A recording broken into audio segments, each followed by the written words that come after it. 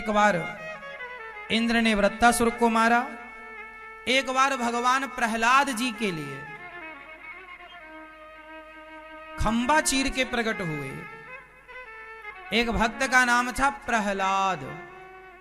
क्या नाम था मेरी मां? प्रहलाद।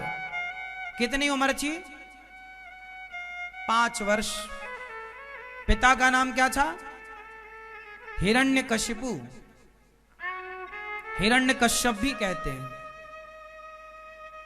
तो जो हिरण्यकशिपु था ये बहुत बड़ा पापी, देवताओं को सताए, समाज को सताए, औरों को सताए। पर जो बेटा था बहुत लायक। अब आप एक सवाल कर सकते हैं कि राक्षस के घर भक्त कैसे हो गया? तो ये राक्षस के घर भक्त होने की भी एक कथा है, और वो कथा इस तरह से है कि एक बार जब हिरण्यकश्यपु तपस्या करने गया हिमालय, और वहां जाकर तप करने बैठा, तो देवताओं ने नारद जी से कहा कि हे नारद जी, ये ऐसे मुहूर्त में तप करने बैठा है कि इसका तप पूरा होगा तो ये अमर हो जाएगा, किसी के मारे नहीं मरेगा, आप इसका तप भंग करो। नारद जी बोले अभी तो शुरू किया है, अभी भंग कर दो? हाँ बोले ये मुहूर्त टल जाए बस। नारद जी तोता बन के गए, पेड़ पे जाकर बैठ गए और नारायण नारायण नारायण बस इतना कहने लगे। हिरण्यकश्यपु ने सोचा अरे ये तोता मेरे दुश्मन का नाम ले रहा है। उसको लगा मुहूर्त ठीक नहीं है, घर आ गया। पत्नी ने बोला कैसे हो स्वामी जी, जल्दी आ गए, भगवान मिल गए क्या? हिरण्यकश्यपु बोला कैसी मजाक करती हो तुम। हिरण्यकश्यपु की पत्नी का नाम क्या था आप बताओ?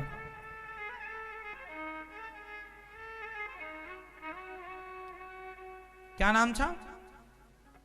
कयाधु।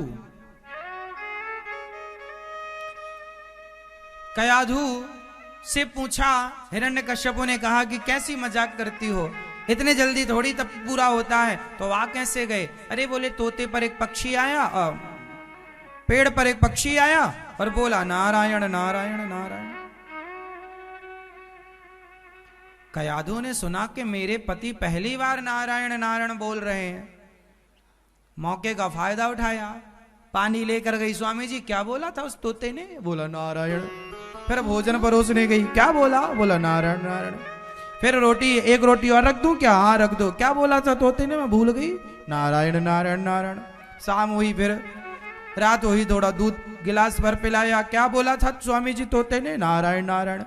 उसी रात कयाधु जो नारायण नारायण दोनों पति पत्नी जपे, और उसी एक पॉजिटिविटी के साथ, क्योंकि भगवान का नाम जपा है तो वातावरण शुद्ध हुआ, मन शुद्ध हुआ, चित्त शांत हुआ।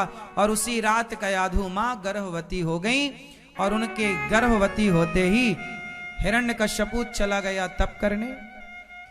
इंद्र आते हैं और कयाधु का अपहरण कर लेते हैं कि तेरे गर्भ में जो बच्चा है उसे मैं मार दूंगा, क्योंकि ये भी राक्षस का बेटा राक्षस। तब नारद जी ने रोका, ना, इसके गर्भ में भक्त है। नारद जी अपनी कुटिया ले गए, कयाधु को वहीं कथा सुनाए। तो नारद जी के द्वारा कही गई बातें कयाधु तो भूल गई, पर गर्भ के बच्चे में वो संस्कार भक्ति के पड़ते रहे नारद जी के द्वारा। कयाधु भूली नहीं।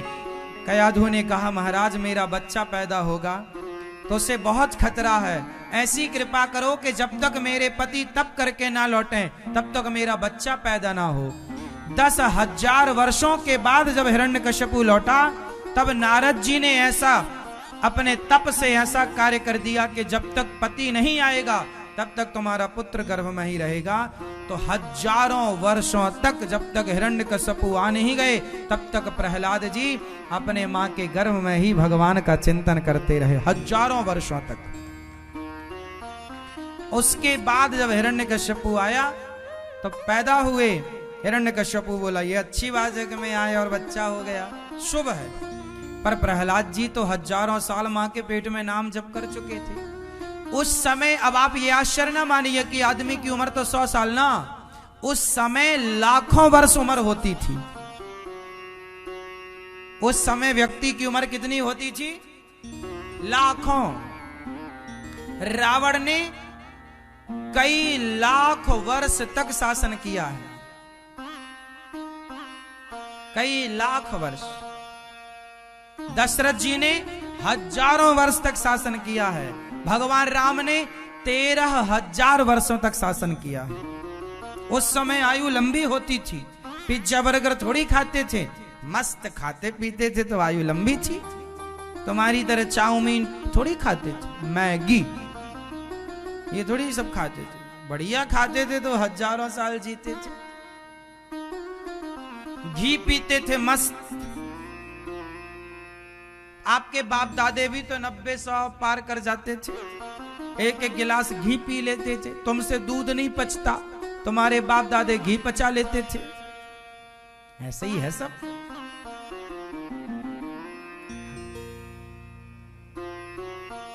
प्रहलाद जी तो संस्कार लेकर आए, नारायण नारायण जपने लगे। एक दिन हिरण्यकश्यप ने कहा मेरा बेटा किसी का नाम ले रहा, यहां ये तू दिन भर क्या बोलता रहता कुछ अंदर अंदर। पिताजी आप भी बोला करो। क्या? श्रीमन नारायण श्रीमन नारायण। अब नारद जी की तो चेला है प्रहलाद जी, और नारद जी क्या जपते हैं? नारायण नारायण। और प्रहलाद जी भी क्या जपे? श्रीमन नारायण हरि हरि हरि हरि शरणम हरि शरणम। अब नारद जी, अब प्रहलाद जी ने जब नारायण जपा, हिरण्यकश्यप ने कहा हे भगवान ये तो मेरा दुश्मन का नाम जप रहा है। बेटा तुझे किसने बताया? पिताजी यही सत्य है।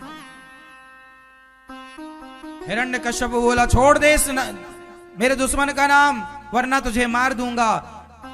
प्रहलाद जी बोले पिताजी जिसने मां के पेट में रक्षा की है वही यहां भी रक्षा करेगा। तुम्हारे मारे मैं ना मरूंगा, और मौत होगी तो मर जाऊंगा।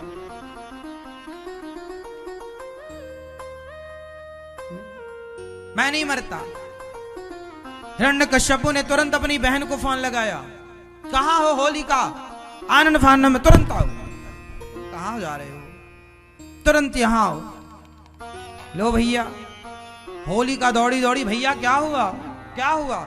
बोले तुम्हारा भतीजा उद्दंड हो गया है, मेरे दुश्मन का नाम बहुत जप रहा है। एक काम करो, तुम्हें अग्नि ने वरदान दिया है ब्रह्मा जी ने कि तुम्हें अग्नि जलाएगी नहीं, जरा तुम बैठो।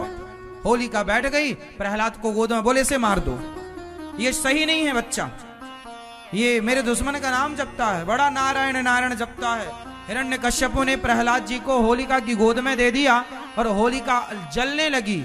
लेकिन संयोग देखिए कि भक्त प्रहलाद होलिका की गोद में भी सलामत रहे, और जिसे वरदान था कि आग नहीं जलाएगी, उसे वरदान इसलिए मिला था कि कोई आग में जल रहा हो तो तुम बचा लेना, इसलिए थोड़ी दिया था कि तुम किसी को आग में लेके बैठ जाना। और जब आप अपने पावर का दुरुपयोग करते हैं तो भगवान वो पावर आपका छीन लेते हैं और आपका नाश हो जाता है। इसलिए होलिका जल गई और प्रहलाद जी बच गए। तब से होली त्योहार मनाया गया। तब से कौन सा त्योहार मनाया गया?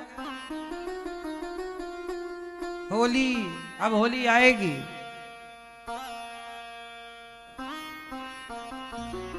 तो प्रहलाद जी बचे, हिरण्यकश्यप बड़ा घबराया, हे भगवान अब कैसे मारे? जहर देकर मारा पर जहर भी न मार सका। हाथी के पांव के नीचे दबाया, हाथी भाग गए। बहुत सताया पर प्रहलाद जी को पहाड़ों से फेंका, परंतु कैसे मरते प्रहलाद जी?